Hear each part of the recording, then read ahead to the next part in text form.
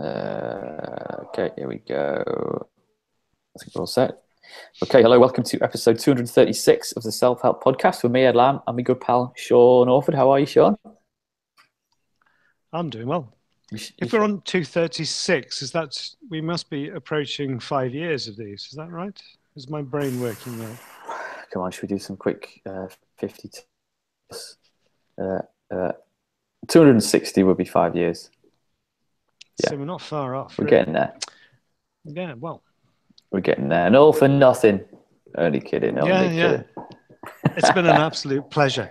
It's been a joy, hasn't it? Yeah, we get some pretty incredible emails in the last week or two.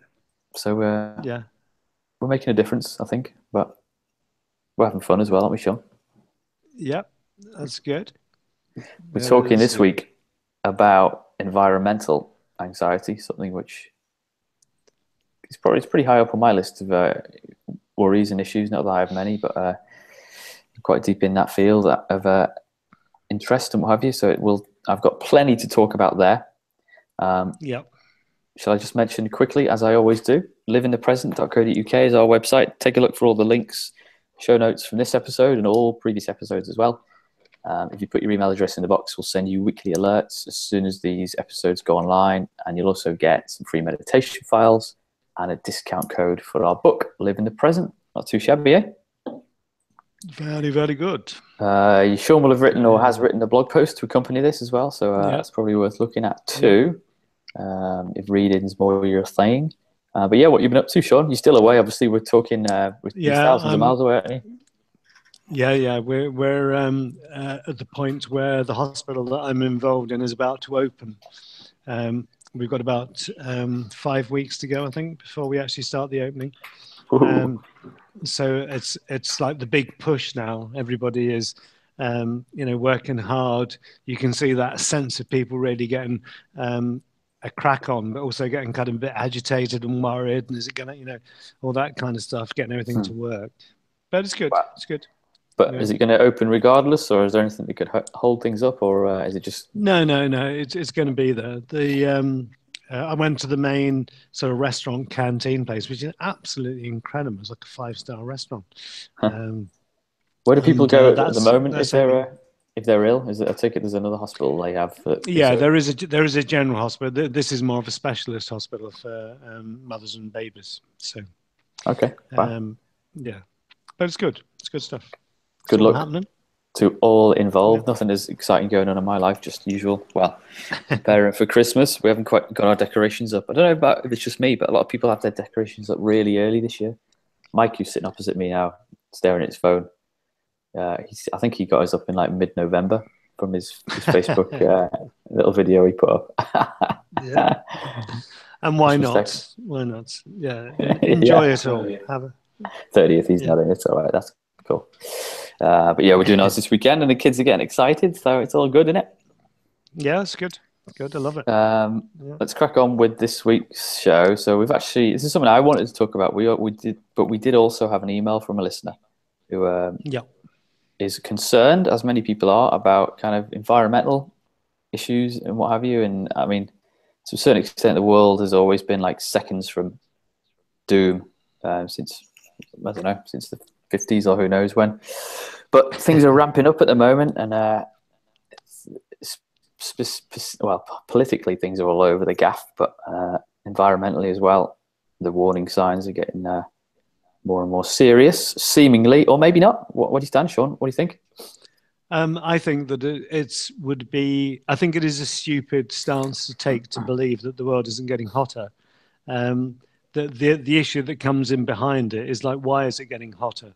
And the issue behind that is it to do with us as people that are taking over the planet? And are we wrecking the ecosystem, or is it that it's a natural flux in the sun cycle? And the people that want to avoid doing anything about it say it's a natural cycle, and the people that want to do things about it say, no, it's us. I would suspect that we have had an enormous impact on this planet and the way that it works. Mm-hmm. Yeah, I mean, you've got to take. What's the point of educating people and people going to uni and what have you, et cetera, if we're not going to take the advice of the smartest people in society, and they're all saying there's a very, very high chance that it's that we're heading towards, well, actually 4 degrees Celsius of warming from pre-industrial levels by 2100 is the current thinking. There's apparently a 93% chance that that's what we're going to hit if we don't change our ways. So, and I don't know if that's a good thing to say, because people band around that 4 degrees, 4 degrees warming without thinking, oh, well, because 4 degrees from where we are now it's a cool winter's day in the UK, so it would probably be about 8-9 degrees today, which is all right. Well, how hot is it in Doha at the moment? It's just dipped below 20. So there's some days it's like 21, 22, but it's going down to 18. Right. So it's a bit cooler, which is kind of pleasant. You can go out walking in it and stuff like that. Yeah. So on a day-to-day basis, that wouldn't be an issue. But I saw an amazing kind of infographic cartoon, which I'll put in the show notes, which kind of tracks through history, how warm it was on Earth, going back, I think, 800,000 years. And we can do this from ice core samples, so it's really solid science. Yeah.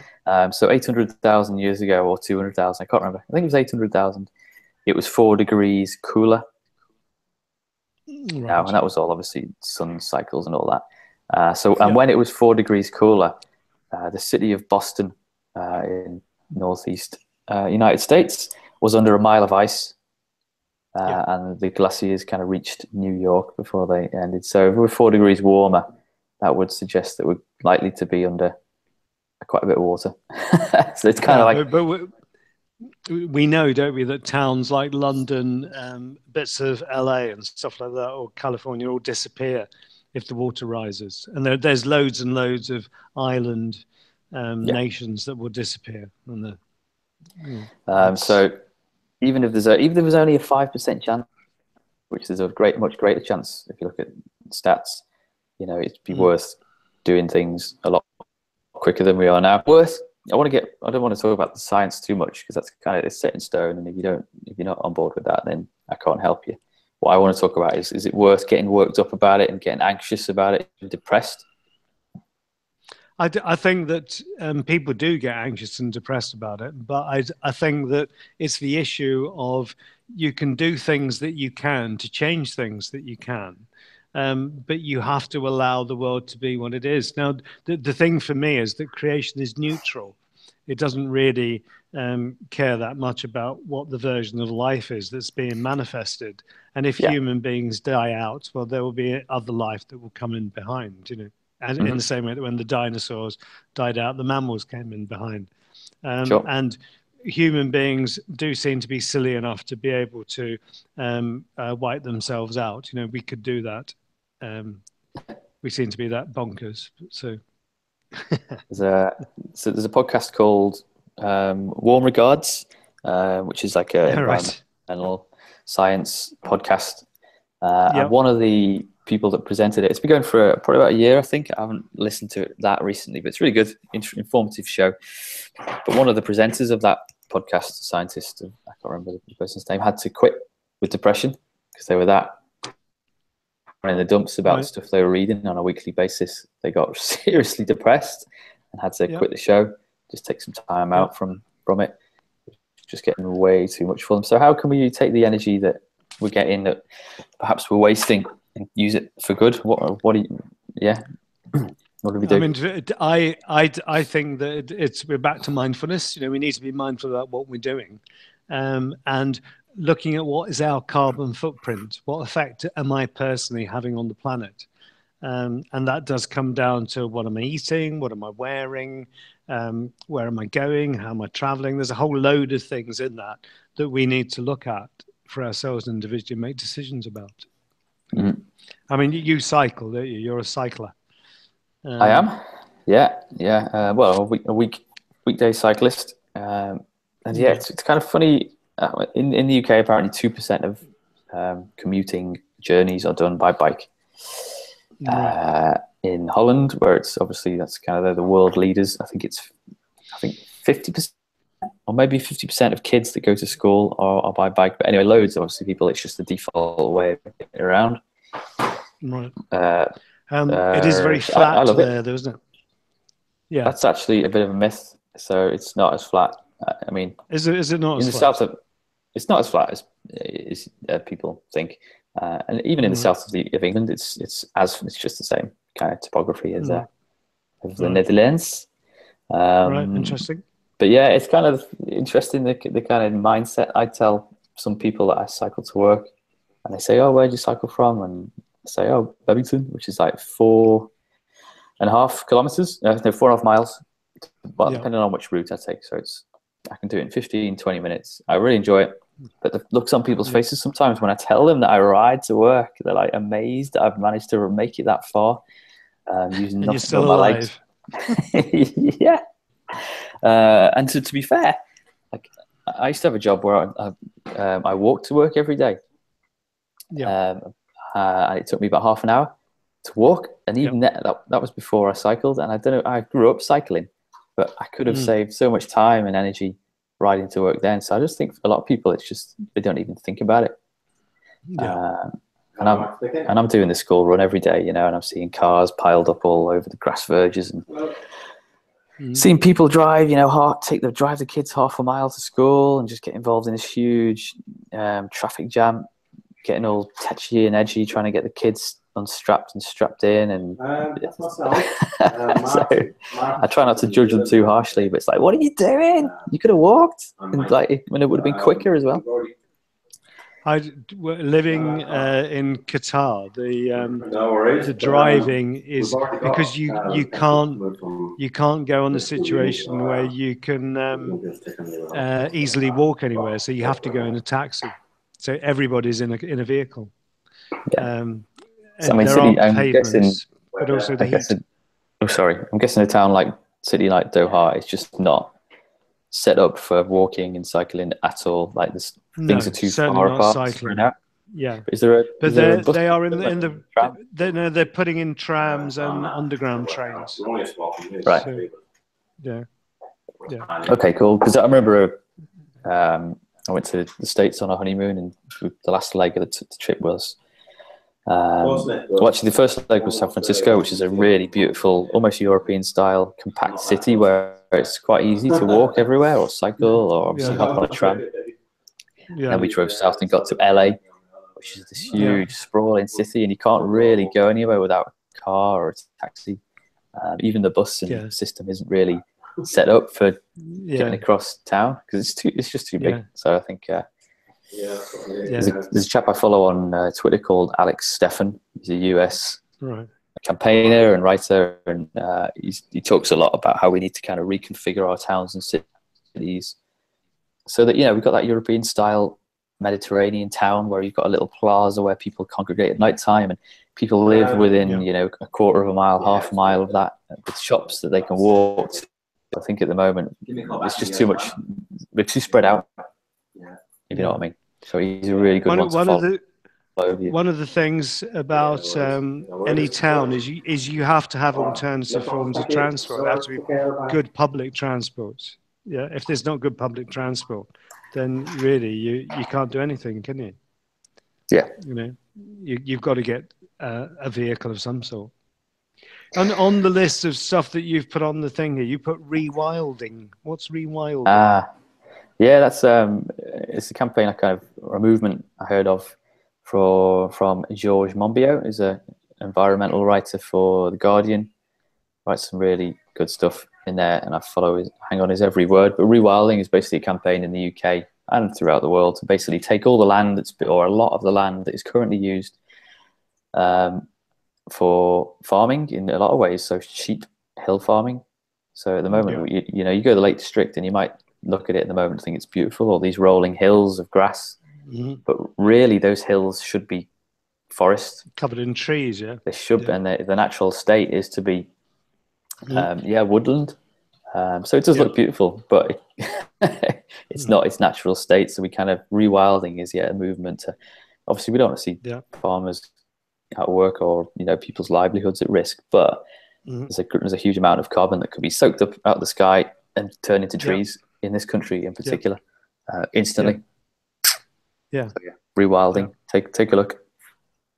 Yeah, yeah, I get that, because if you think about how we complain now about them clearing the rainforest to produce either to make beef or to make palms and stuff like that for palm oil, but in Mhm. reality, we've done the same thing because Britain was a forest.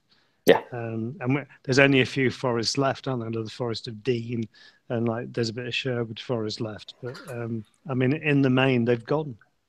yeah. Yeah, and we So did that. We cleared it to grow meat. exactly, yeah. Well, Yeah, that's one of the things on our list really, because you've been veggie, like 99% veggie for a while now, haven't you? yeah, But was yeah. that not an Um, environmental decision like initially? no, it was more of a decision about on the basis that other animals don't have to die in order for me to live. And if the majority of people had to kill their own food, the majority of people would be vegetarian. Yeah, Um, in reality. And yeah, it's a bit of a cop out to go down to the butchers or go down to the supermarket and buy these lumps of dead body in a box rather than actually being responsible for what it actually means to do that. yeah, It's a different world, you know. yeah. Well, Yeah. one of the big steps I took, well, I felt like a big step, probably a year ago ish now, was to cut out beef from my diet completely. Um, Right.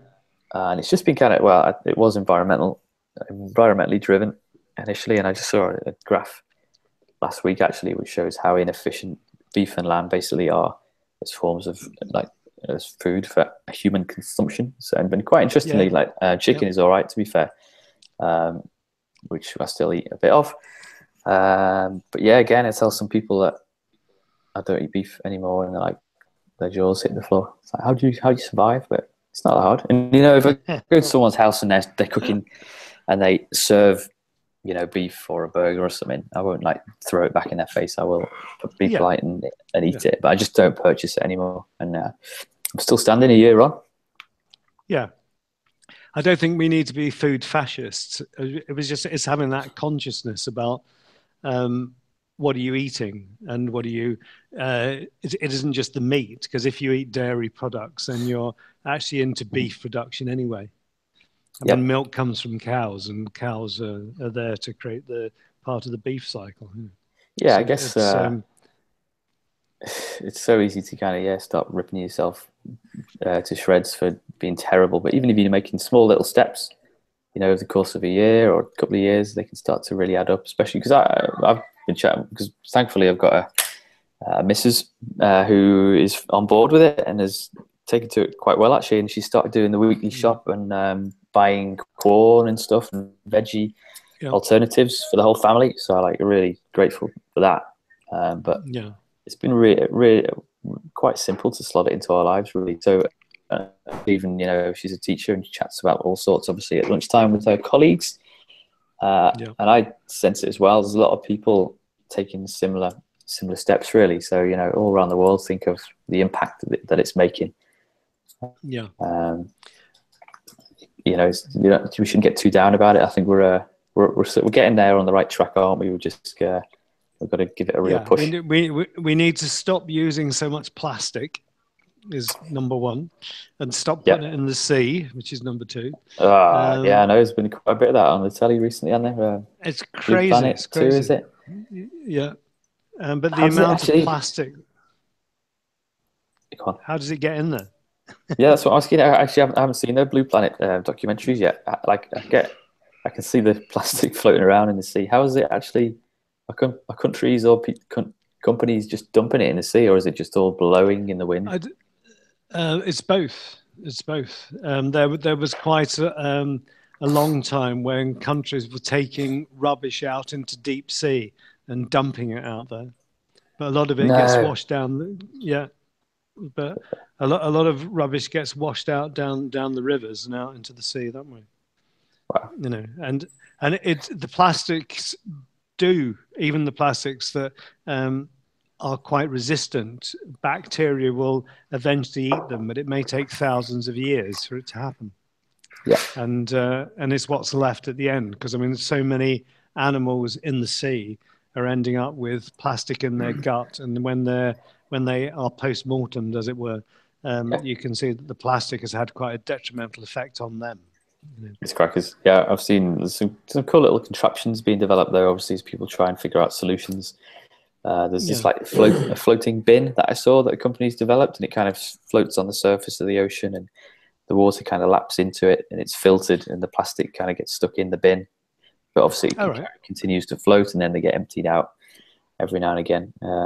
So that's a good idea. I don't know how many millions of those we need, but I'm confident that we'll kind of get solutions for them. But I'm also conscious that I think the current political climate situation has a lot to do with kind of how we're not getting to grips with climate change. So Trump, in one sense, and even Brexit was kind of a reaction to all rules and regulations handed down by the EU that actually created by us as well. People are just kind of having enough of getting told what to do, but ultimately they were quite, sound and solid rules and regulations they're trying to help the situation, Yeah. Because your blog post talks about Trump, doesn't it, and his kind of reinvigorating the coal industry. Yeah.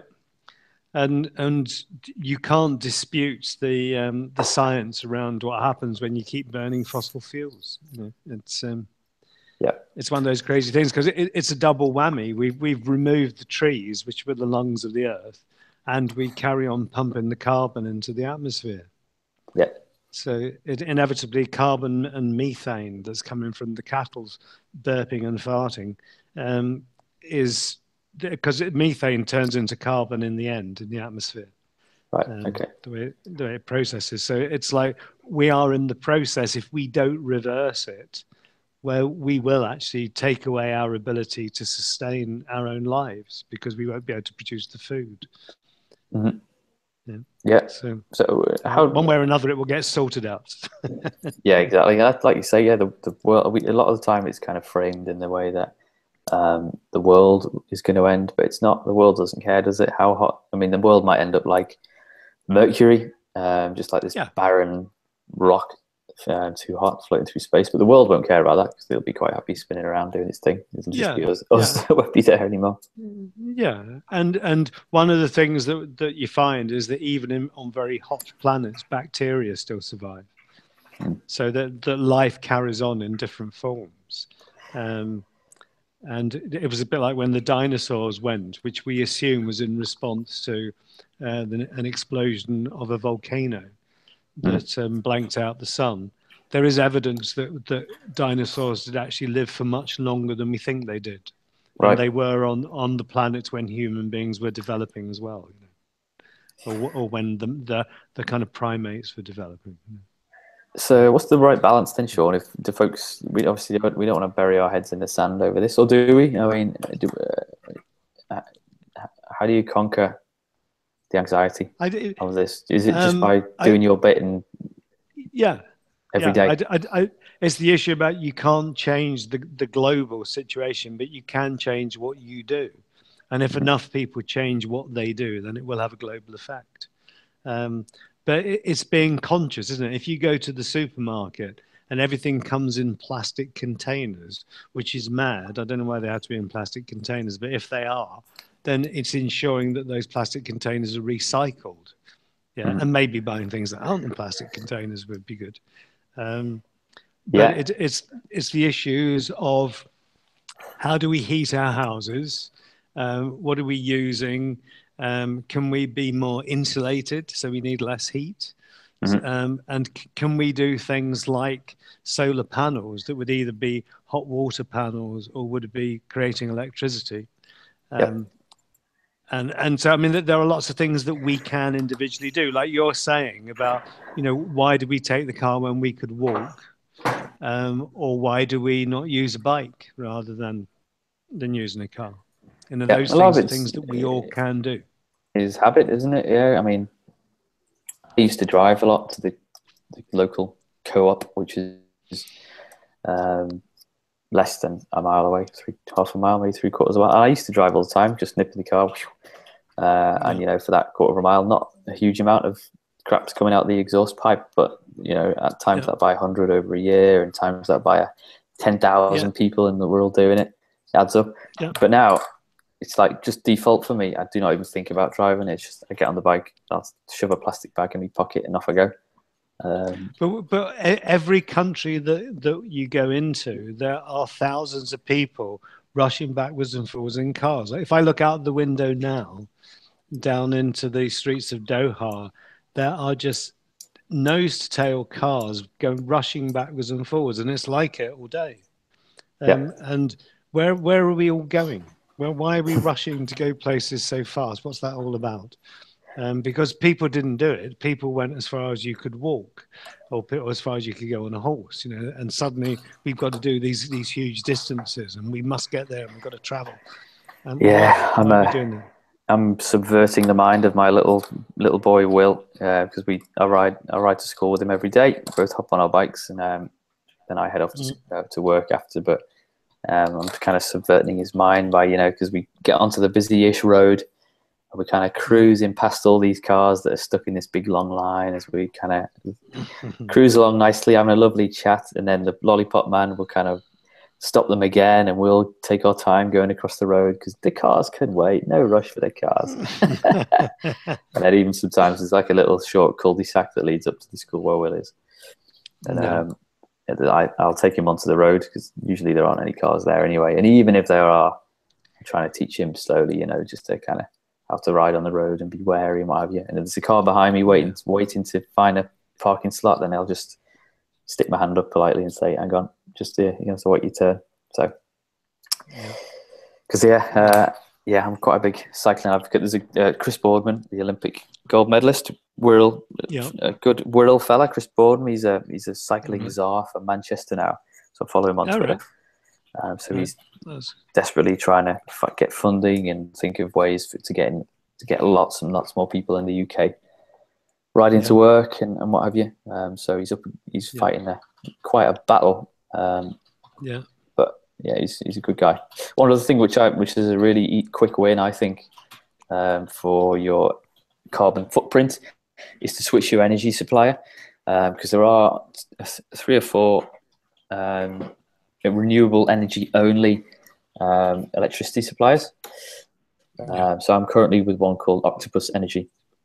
But there are others. There's Good Energy, what they called Ecotricity, or another one. They've got car chargers all up and down the UK as well in service stations. So if you switch your electricity supplier and gas as well, they do supply what's called green gas, where they kind of invest in green gas alternatives. That can be a really quick way to not only well, it's money you're spending anyway on electricity, but you're investing in renewable technology, and you don't even know about it. One of the statistics that I came across when I was looking at things was that if everybody stopped eating beef, then that would be the equivalent per year of the carbon output of the whole of the United States of America. Wow. Which is huge. That's huge. Yeah. I think it's such an easy one to do. I mean, we didn't eat that much beef anyway. The only thing I do miss is the odd cheeky steak and burgers, what have you. But the corned beef mince is fine for spag bol and lasagnas and what have you. The kids don't notice at all, so it's such an easy one to do. The thing is that most food, the taste in most food, are the sauces that it's cooked in. Yep. Put more salt in it. Easy. But in many cases, you could be eating cardboard, but if the sauce tasted right, it would be good. Yeah. It's one of those. Yeah. The other thing we could all do is if we all planted a tree. Sure. Yeah, and we're talking about reforesting. And we have gardens, we have all kinds of places where we could be planting trees, because every tree that you plant will be soaking up some level of carbon dioxide. For sure. Exactly. Yeah, no, we did behind our house. There's kind of a little community group. I think I mentioned a couple of episodes ago that's maintaining and managing the woodland there. And we had a little tree planting ceremony a couple of weeks ago, which was really nice. Just one, obviously. So it's important. That's good. Good. 56, 60 million people in the UK all plant a tree. Make quite a difference, wouldn't it? Yeah. We'll find somewhere to plant a tree. Yeah. But we also have this. There's people.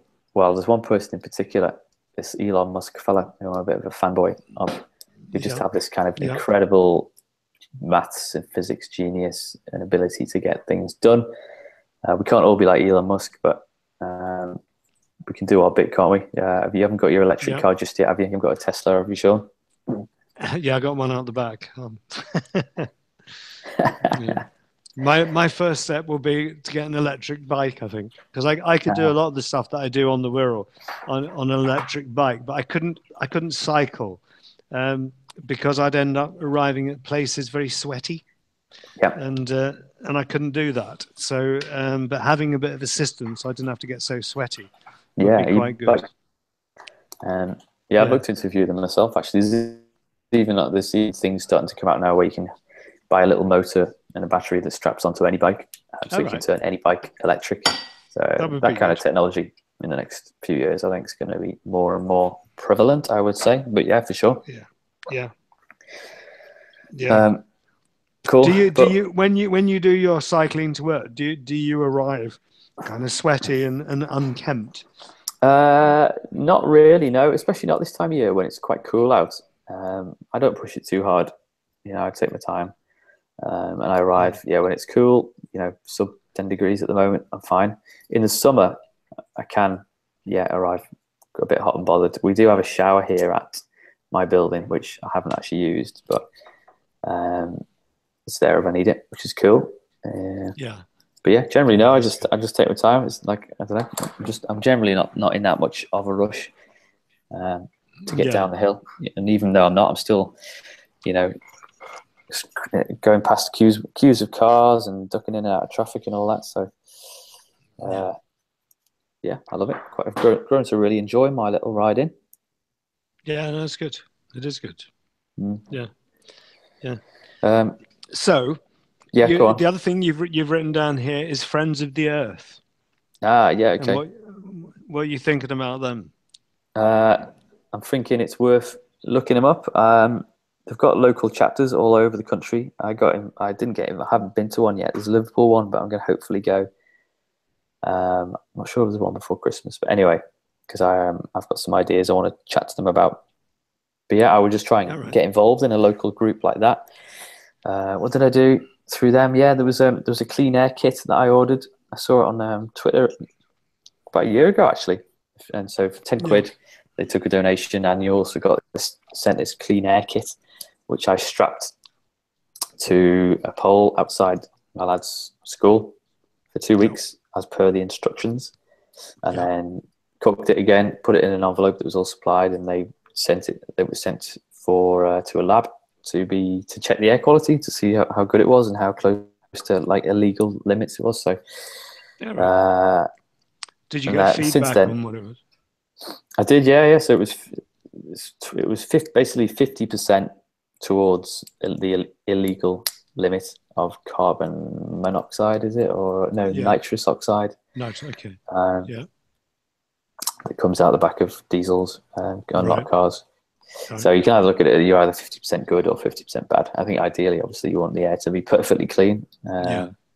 So I then give that information to the head teacher, and it's on some map on their website. So I would just go on the Friends of the Earth website and sign up to the email list, and just do your little bit through there as well. They're always sharing tips and what have you. And like I say, there are local groups that you can kind of get involved with locally and start making a difference. I think if you just sat at home watching the news all the time, and every couple of weeks or so there'll be a headline or something halfway down the news about how we're in deep trouble, you can start to feel a bit desperate and worried. But if you get involved, that's my take on things. Is to that's the kind of the best form of therapy. In this, when I was looking at the news this morning, and there's wildfires going on in California, aren't there? And a lot of houses. Did you see the video of the cars crawling around like with this huge fire in front of them on the freeway? No. Scary. It was like apocalyptic. Apocalyptic vision, but really scary. But are those things? People say, well, no, they happen in the natural cycle. or is it that we're getting a hotter climate, therefore those things are going to happen more often? Oh, I don't know. Well, no, the California, just a little note. Saying that there's been a huge increase in forest fires in the last 10, 15 years. No question. Yeah. No, I get that. And I think that's the kind of thing that indicates what's going on. And it's likely to get worse in lots of areas. Yeah. But it's up to us, isn't it? It's up to us as human beings. Are we prepared to look at what we're doing and take responsibility for what we're doing? Are we going to leave it to other people? That they won't let it happen, will they? Them. Or do we actually take part in it and make sure that things are okay? Because that's the choice we've got. Yeah, man. Yeah, take responsibility for it, isn't it? Yeah. Have you got a resource for us? Yeah, my thing is if you go on to climatecare.org, there's 50 ideas for shrinking your carbon footprint, different things that you could do as an individual that would mean that you were creating less carbon in the world. Cool. Which would be good. If you all did it. Lovely. Yeah, for sure. And I'll have a look at that as well. Because some of them are so easy. It's just absolutely no brainer, get it done, but you might not know about it. Mine is a book which I have mentioned, probably been a while, but it's The Great Disruption by a chap called Paul Gilding. He's an Australian. I think he was chief executive at Greenpeace Australia for a while. Right. But really nice, really cool guy. I've seen a few videos on YouTube, but this book really lays out kind of the trouble that we're in, and it's not just the environmental impact the climate that's going to change in the next 50 so years. There's so much in our lives at stake in terms of huge amounts of migration as people kind of move north and south away from the warmer areas, and potentially the whole breakdown of kind of the financial system as well. But we can avert it if we put our wonderful minds to it, eh? Yeah, we have choices, but we have to actually accept the fact we have a choice. Yeah. And I just love the way that Donald Trump just kind of poo-poos all the science and says, no, it's nothing like that. And just allowing it, let's burn more coal, and it's a choice. If we as human beings choose to do that, there's a consequence to what we do. Yeah. And we have to accept that. Thankfully, not too many people are paying attention to him on all these issues, so he's a bit of an irrelevance. I've just Googled Paul Gilding, and there's a TED talk here where he's talking about the Great Disruption. Yeah. Which is probably worth putting a link into as well. I will. I'll stick that in the notes as well, for sure. Nice one. Okay, Sean. Yeah. Okay. All right, cool. Be happy. We'll be back next week, but liveinthepresent.co.uk, website and links, all there. You got anything you want to say there, Sean? Sorry. Just be happy. And next time we'll be face to face. We might sound like human beings next time. Imagine. Yeah, we need to get a few in the bag for Christmas so we can completely relax. Or maybe we should do a little fireside Christmas chat, eh? How about that? Yeah. With chestnuts roasting on an open fire. Or maybe we shouldn't have an open fire because that's just putting CO2 in it straight up. It's taking a tree and putting it right in the sky. Maybe need to rethink that. And then you're nicking the chestnuts. It's a tough world. Whew. Yeah, okay. We'll get there. Right, Sean, you have a good week. And you take care. See you, everyone. Keep smiling. Bye. See ya. Bye.